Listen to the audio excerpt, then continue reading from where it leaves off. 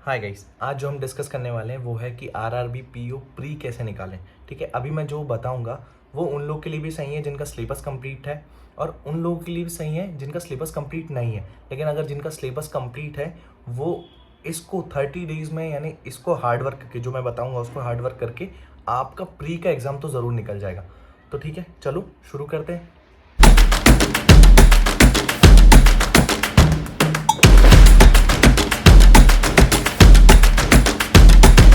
शुरू करने से पहले मैं बता देता हूँ, मैं एक असिस्टेंट मैनेजर हूँ मध्य प्रदेश ग्रामीण बैंक में, और मेरा नाम आनंद भांगरे। अभी मैं जो भी बताऊँगा ये 5 साल का 4 साल का एनएसएस है। जिस टाइप से क्वेश्चन आते हैं और जिस तरीके से क्वेश्चन आते हैं तो प्लीज़ ध्यान से सुनना। आरआरबी पीओ का पैटर्न पहले जान लेते हैं। 2 सेक्शन आते हैं, ठीक है। प्री में एक मैथ्स आता है और एक रीजनिंग आता है, ठीक है। 40-40 मार्क्स के 40-40 क्वेश्चन आते हैं, ठीक है। मतलब 80 आउट ऑफ 80 आपको मार्क्स लाने हैं, ठीक है। ये हो गया पैटर्न एग्जाम का।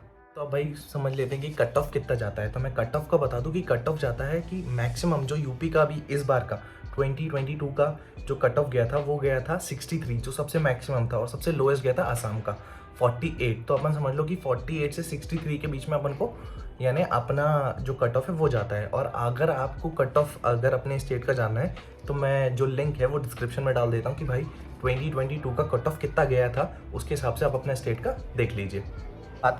बात करें सिलेबस की, तो सिलेबस के लिए मैं सिलेबस का बाकायदा लिंक डाल देता हूँ डिस्क्रिप्शन में, ठीक है। वो जो स्टार्ट कर रहे हैं लोग, अभी स्टार्ट कर रहे हैं आरआरबी पीओ के लिए, प्री के लिए, तो वो पहले बुक पढ़ें, सिलेबस पढ़ें, ठीक है। पूरा सिलेबस कंप्लीट करें और साथ में इसको जो मेथड बताऊंगा उसको भी अप्लाई करते हुए चलें, ठीक है। उससे बहुत ईजी हो जाएगा आपका पढ़ना, बहुत ही जल्दी, मतलब आप शायद 2-3 महीने में ही पूरी चीज़ कवर कर लो।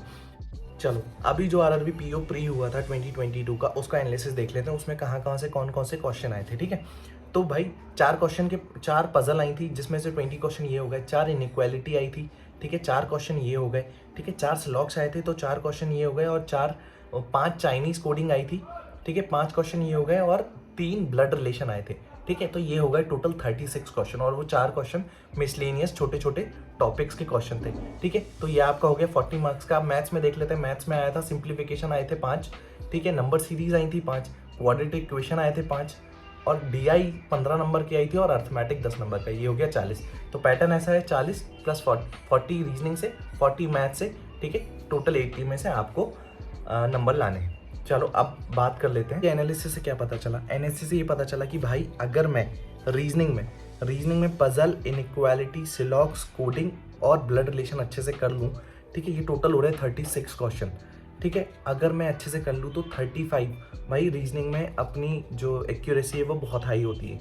ठीक है। अगर 36 में से 35 मेरे कहीं नहीं गए, ठीक है, कहीं नहीं गए। और अगर मैं मैथ्स में ये 4 topic, simplification, series, quadratic equation और डीआई अच्छे से कर लूँ, तो ये टोटल हो रहे हैं 30, ठीक है। और 30 में से मेरे 29-28 कहीं नहीं गए, ठीक है। तो ये अप्रॉक्स आपका कहाँ तक पहुँच रहा है, 65 तक। मतलब जो मैक्स कट ऑफ है ना 63, आपने उसको भी पार कर लिया, ठीक है। नेगेटिव मार्किंग मैंने नहीं जोड़ी है, नेगेटिव मार्किंग आप जोड़ के करोगे तो 62-61 आएगा, ठीक है। फिर भी आप अर्थमेटिक 1-2 क्वेश्चन तो बनाओगे ही ऑब्वियसली, और जो मिसलेनियस क्वेश्चन थे उसमें रीजनिंग में वो भी 1-2 बनाओगे ही, तो आपका ऑलमोस्ट कट ऑफ 63 से ऊपर पहुंच जाएगा, ठीक है। अब मैं जो बताऊंगा उसके लिए आपको उस टॉपिक, जैसे अगर मैं पजल की बात करूंगा तो पजल की बेसिक्स कंप्लीट होना चाहिए आपके, ठीक है। उस टॉपिक को करने के लिए जो भी मैं बताऊंगा उसका आपका बेसिक, उस टॉपिक का बेसिक कंप्लीट होना चाहिए। अगर आपका नहीं है कंप्लीट तो आप प्लीज़ पहले कंप्लीट करें, फिर वो मेथड अप्लाई करें, ठीक है। तो पहले अब मैं जो भी बताऊँगा वो आपको 1 दिन में करना है, मतलब पर डे करना है,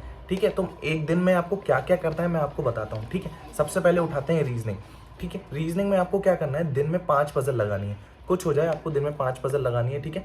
पजल की जो पीडीएफ है मैं लिंक डिस्क्रिप्शन में करना है। 1 दिन में 5 पजल लगानी है, ठीक है। तो कितने क्वेश्चन हो गए, 25 क्वेश्चन हो गए, ठीक है। अब क्या करना है, दूसरी चीज़ क्या उठानी है, इनइक्वालिटी। तो आपको दिन में 50 इनइक्वालिटी लगानी ही लगानी है, ठीक है। तो ये कितने क्वेश्चन हो गए, 50 क्वेश्चन हो गए, ठीक है। अब आपको 50 स्लॉक्स लगाने, ठीक है, ये भी 50 क्वेश्चन हो गए। अब आपको 10 कोडिंग डिकोडिंग कहाँ जहाँ से भी मिले वहाँ से, ठीक है, आपको लगानी है, और 10 ब्लड रिलेशन के क्वेश्चन लगाने हैं, ठीक है। तो टोटल आपके, अगर आप रीजनिंग में देखोगे तो टोटल आपके हो गए 145 क्वेश्चन, ठीक है।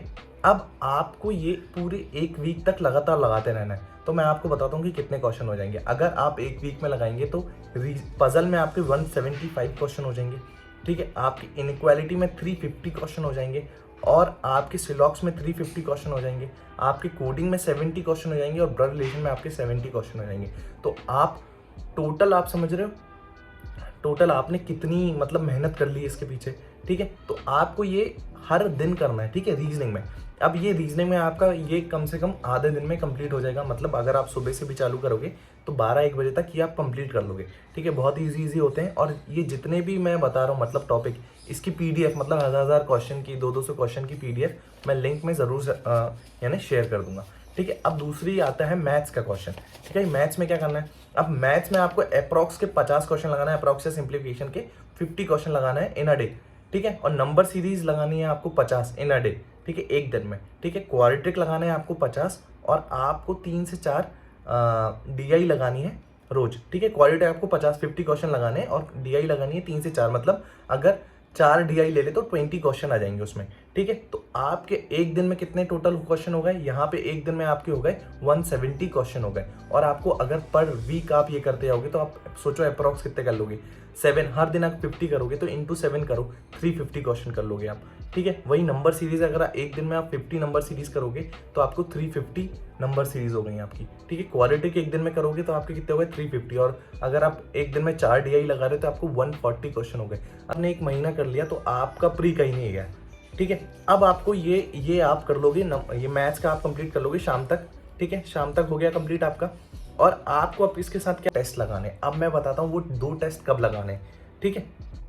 अब करते हैं कि भाई टेस्ट कैसे लगाना है, ठीक है। आपको दिन में 3 टेस्ट लगाना है। अब मैं बता रहा हूँ वो टेस्ट आपको कैसे लगाने हैं। अब देखो टेस्ट सीरीज़ की बात है तो आप टेस्ट सीरीज़ मेरे हिसाब से ऑलिव बोर्ड या बैंकर्स अड्डा की खरीद लो, ठीक है। दोनों ही बहुत अच्छी हैं। ऑलिव बोर्ड की थोड़ी टफ जाती है, बैंकर्स अड्डा के जो उनका एक पैटर्न है, मतलब ईजी से टफ जाते हैं या फिर टफ से ईजी आते हैं, ठीक है। एक पैटर्न है उनका, ठीक है। ऑलिव बोर्ड भी अच्छा है और बैंकर्स अड्डा भी है, दोनों में से आप कोई भी खरीद लो, ठीक है। अब भाई टेस्ट कैसे लगाना है, तो मैं पहला टेस्ट आपको कब लगाना है, जब सबसे पहले आप सुबह उठो, ठीक है। तो आपको सिर्फ मुंह में पानी मारना है और आपको पहला टेस्ट लगाना है, उसको हाफ एन आवर वो करना है, एनालिसिस करना है। आपको फ़र्क नहीं पड़ रहा कितने नंबर आ रहे हैं, आपको बस लगाना है, पूरा टेस्ट लगाना, बस इतना याद रखना, ठीक है। सुबह आपने एक टेस्ट लगा लिया, और दूसरा टेस्ट कब लगाना है, जैसे मैंने रीजनिंग के पूरे टॉपिक बताए, अगर आपके वो पूरे टॉपिक हो गए, समझ लो आपने 1 या 2 बजे टॉपिक खत्म कर लिए सारे, अब वो बीच में आपको गैप चाहिए, ठीक है। तो आपको वो तब क्या करना है, तब आपको दूसरा टेस्ट लगाना है, उसको हाफ एन आवर आपको एनालिसिस करना है, ठीक है। अब आपको लास्ट टेस्ट कब लगाना है, जो आखिरी टेस्ट है, जब आप सोने जाओ उसके 1 घंटा पहले आपको वो टेस्ट लगाना है, ठीक है। उसको हाफ एन आवर आपको एनालिसिस करना है, बस ये 3 टेस्ट आपको लगाने हैं। अब आप जब 3 टेस्ट लगा लोगे तो आप कितने क्वेश्चन कर लोगे मैं आपको बताता हूँ। एक टॉपिक में अगर मैं मैथ्स की बात करूँ, वो रीजनिंग की बात करूँ, ठीक है, तो एक उसमें 3 या 4 पजल आती हैं, ठीक है। 3 या 4 पजल आती है, 3 या 4 पजल मतलब 20 क्वेश्चन आते हैं, तो आपके 60 क्वेश्चन तो ऐसे लग गए पजल के, ठीक है। अब मैं बात करूँ तो इनइक्वालिटी कितनी आती है, इनइक्वालिटी 4 से 5 आती हैं, ठीक है। तो 15 क्वेश्चन आपके ये लग गए, और ठीक है। और आप सिलॉक्स से 4 से 5 आता है तो ये भी 15 क्वेश्चन और लग गए, ठीक है। वही कोडिंग, चाइनीज़ कोडिंग वगैरह 5 क्वेश्चन आ जाएंगे, ठीक है। ये 15 क्वेश्चन और हो गए, ठीक है। तो ये आपके मतलब समझ रहे हो कितने सारे क्वेश्चन आप एक दिन में लगा रहे हो, और आपने पूरा ये 1 महीना कर लिया तो आपका प्री कहीं नहीं गया, ठीक है। वहीं बात करूँ मैथ्स की बात करूँ तो मैथ्स में आपने कितने क्वेश्चन लगा लिए एक दिन में, ठीक है। भाई डीआई आते हैं 10 से 15, ठीक है। तो एक टेस्ट में 10 से 15 आए तो 30 क्वेश्चन अपने ये से हो गए, ठीक है। 30 से 45 क्वेश्चन ऐसे हो गए, ठीक है। अब अप्रॉक्सीमेशन 5 तो आते ही हैं, ठीक है। 15 क्वेश्चन ये हो गए, ठीक है। नंबर सीरीज 5 आती है, 15 क्वेश्चन ये हो गए, और क्वाड्रेटिक 5 आती है, 15 क्वेश्चन ये हो गए, ठीक है। तो प्लीज़ ये इस तरीके से पढ़ें, और इस तरीके से मैं आपको डेफिनेटली बता रहा हूँ, यानी ये एक गोल्डन वो है, ठीक है, गोल्डन मेथड है पढ़ने की, आरआरबी पीओ को प्री निकालने की। और ये सिर्फ आरआरबी पीओ के लिए नहीं है, बाकी चीज़ के लिए भी है, बहुत सारे एग्जाम्स के प्री के लिए, जैसे आईपीएस क्लर्क प्री के लिए, आईपीएस पीओ प्री के लिए, ठीक है। तो अगर जैसे उसमें इंग्लिश भी ऐड करना पड़ेगा, उसके लिए अपन डेडिकेटेड वीडियो बना देंगे, और ये सिर्फ आरआरबी पीओ प्री के लिए, मेंस के लिए भी अपन डेडिकेटेड वीडियो बना देंगे। और मैंने जितने भी ये बताए हैं, जितने भी मतलब पीडीएफ बताए हैं जितने भी क्वेश्चन के लिए, वो सारे पीडीएफ की लिंक मैं डिस्क्रिप्शन में शेयर कर दूंगा। और प्लीज़ अच्छे से पढ़ें, बहुत ही अच्छे से पढ़ें। Thank you.